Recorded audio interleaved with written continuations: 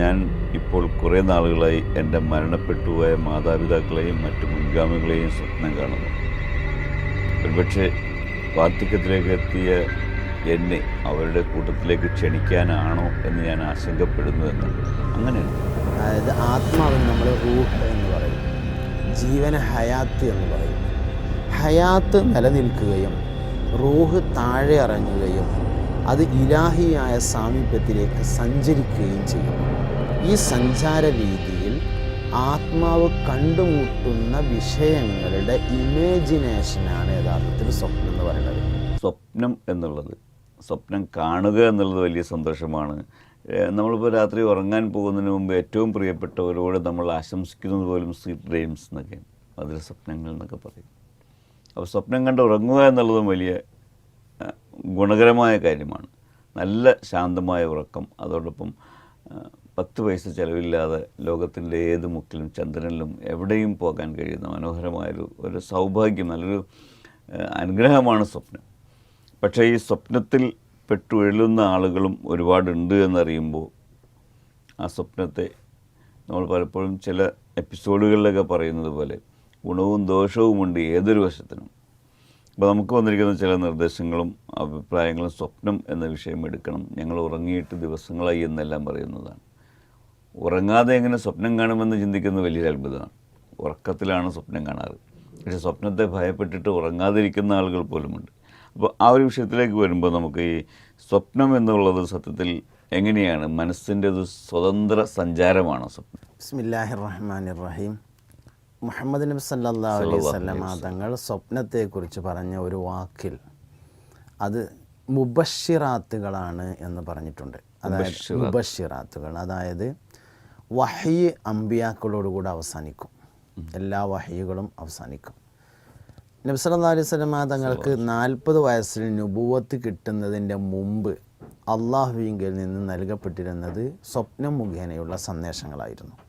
അപ്പോൾ വഹയിൻ്റെ ഭാഗമായി എന്നും അവശേഷിക്കുന്ന ഒരു കാര്യമാണ് സ്വപ്നങ്ങൾ എന്ന് പറയുന്നത്. പക്ഷെ അത് മുബശ്ശിറാത്ത് ഇനത്തിൽപ്പെടുന്ന സ്വപ്നങ്ങളാണ്. സ്വപ്നങ്ങൾ 2-3 തരത്തിലുണ്ട്. ഒന്ന് നമ്മൾ സാധാരണ പറയുന്ന പേക്കിനാവുകൾ എന്ന സ്വപ്നങ്ങൾ. പേക്കിനാവ് വേറെ, പേടി സ്വപ്നം വേറെയാണ്, രണ്ടും വേറെയാണ്. പേക്കിനാവുകൾ എന്നാൽ അർത്ഥമില്ലാത്ത കിനാവുകളാണ്. അത് നട്ടെല്ല് ചൂടുപിടിക്കുമ്പോൾ ഉണ്ടാവുന്ന ഒരു പ്രതിഭാസം മാത്രമാണ്. അത് നമ്മൾ ശരിക്കും ഈ മയക്ക് സൂചിയൊക്കെ വെച്ചാൽ ഉണ്ടാകുന്ന ഒരു അനുഭവം, അതാണ് നട്ടെല്ല് ചൂടുപിടിക്കുമ്പോൾ ഉണ്ടാകുന്ന, ഇതിനാണ് പേക്കിനാവുകൾ എന്ന് പറയുന്നത്. പേടി സ്വപ്നങ്ങൾ എന്ന് പറയുന്നത് ഭയപ്പെടുത്തുന്ന സ്വപ്നം തന്നെയാണ്. എന്നാൽ ഒറിജിനൽ സ്വപ്നം ഇതല്ല. മുബശ്ശിറാത്ത് എന്ന സ്വപ്നമാണ് ഒറിജിനൽ സ്വപ്നം. അത് അള്ളാഹുവിങ്കിൽ നിന്ന് നൽകപ്പെടുന്ന ചില സന്ദേശങ്ങൾക്കാണ് മുബശ്ശിറാത്തുകൾ എന്ന് പറയുന്നത്. അപ്പോൾ 3 തരത്തിൽ തന്നെയാണ് നമ്മൾ മനസ്സിലാക്കുകയും വിശദീകരിക്കുകയും ചെയ്യേണ്ടത്. മുബശ്ശിറാത്തുകൾ എന്ന ഇനത്തിൽപ്പെടുന്ന സ്വപ്നങ്ങളെ നമുക്ക് ആഗ്രഹിക്കുകയും ചെയ്യാം, ഉണ്ടായാൽ നല്ലതുമാണ്. നമ്മളൊക്കെ പലപ്പോഴും വളരെ ആത്മാർത്ഥമായി വിശ്വാസികൾ ദുആ ചെയ്യുന്നതാണ് പ്രവാചകൻ സല്ലല്ലാഹു അലൈഹി വസല്ലം തങ്ങളെ ഒന്ന് സ്വപ്നത്തിൽ കാണണമെന്നുള്ളത്. ഏതൊരു വിശ്വാസിയുടെ ആഗ്രഹമാണത്.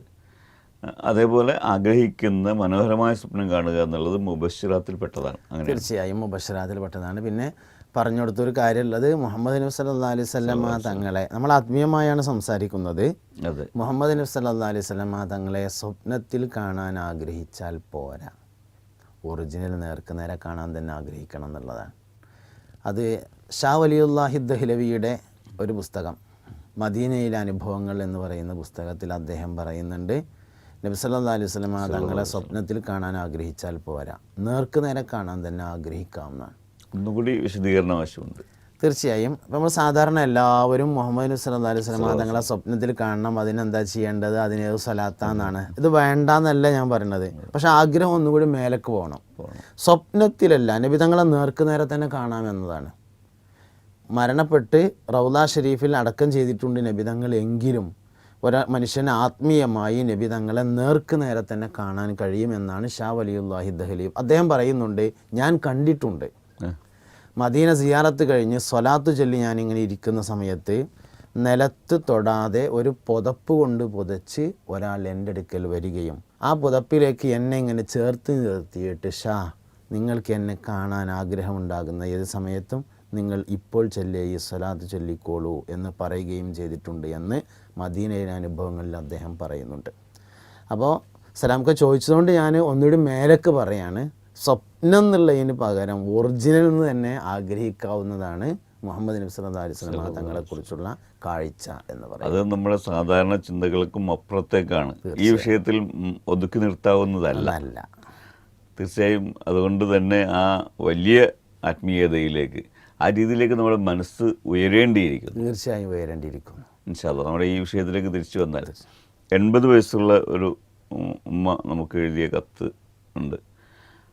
ഞാൻ ഇപ്പോൾ കുറേ നാളുകളായി എൻ്റെ മരണപ്പെട്ടുപോയ മാതാപിതാക്കളെയും മറ്റു മുൻഗാമികളെയും സ്വപ്നം കാണുന്നു. ഒരുപക്ഷെ വാർദ്ധക്യത്തിലേക്ക് എത്തിയ എന്നെ അവരുടെ കൂട്ടത്തിലേക്ക് ക്ഷണിക്കാനാണോ എന്ന് ഞാൻ ആശങ്കപ്പെടുന്നു എന്നാണ്. അങ്ങനെയുണ്ടോ? ആദ്യം സ്വപ്നത്തെക്കുറിച്ച് മനസ്സിലാക്കുന്നതിന് മുമ്പ് ഉറക്കം എന്ന പ്രതിഭാസത്തെക്കുറിച്ചൊരല്പം മനസ്സിലാക്കണം. ഉറക്കത്തിൽ മനുഷ്യ ശരീരത്തിൽ നിന്ന് ആത്മാവ് താഴെ ഇറങ്ങുകയും, ജീവനല്ല, അതായത് ആത്മാവിന് നമ്മൾ റൂഹ് എന്ന് പറയും, ജീവന് ഹയാത്ത് എന്ന് പറയും. ഹയാത്ത് നിലനിൽക്കുകയും റൂഹ് താഴെ ഇറങ്ങുകയും അത് ഇലാഹിയായ സാമീപ്യത്തിലേക്ക് സഞ്ചരിക്കുകയും ചെയ്യുന്നു. ഈ സഞ്ചാരവീതിയിൽ ആത്മാവ് കണ്ടുമുട്ടുന്ന വിഷയങ്ങളുടെ ഇമേജിനേഷനാണ് യഥാർത്ഥത്തിൽ സ്വപ്നം എന്ന് പറയുന്നത്. അതായത് ഉറക്കത്തിൽ സഞ്ചരിക്കുന്നത് ആത്മാവാണ്. ആത്മാവിൻ്റെ കൂടെയാണ് ചിന്തയുള്ളത്. അതുകൊണ്ട് ചിന്ത യാത്രയിലാണ്. എന്നാൽ ജീവൻ്റെ കൂടെയാണ് ഓർമ്മയുള്ളത്. ഓർമ്മ ഇവിടെയുണ്ട്. ആത്മാവിൻ്റെ അനുഭവങ്ങൾ ചിന്തയെയാണ് സ്വാധീനിക്കുക. ആ ചിന്ത ഇങ്ങോട്ട് കൊടുക്കുമ്പോൾ ഓർമ്മ വെച്ച് ഇമേജ് ചെയ്യും. ഓർമ്മ വെച്ച് ഇമേജ് ചെയ്യുമ്പോൾ ഓർമ്മയിലുള്ളതായിട്ടാണ് അതിൻ്റെ അനുഭവങ്ങൾ വരിക. ഇപ്പം ഞാൻ ഉദാഹരണം പറയാം. ആത്മാവ് യാത്ര ചെയ്യുന്ന സമയത്ത് സാലിം ഫൈസി രാജാവായതായിട്ടാണ് കണ്ടത്. എന്തും പറയാമല്ലോ, സ്വപ്നത്തിൽ എന്തും പറയാം. സാലിം ഫൈസി രാജാവാകുന്നതായിട്ട് കണ്ടു. എന്നാൽ അതിൻ്റെ ഇമാജിനേഷൻ ഓർമ്മ വെച്ചിട്ടാണ്.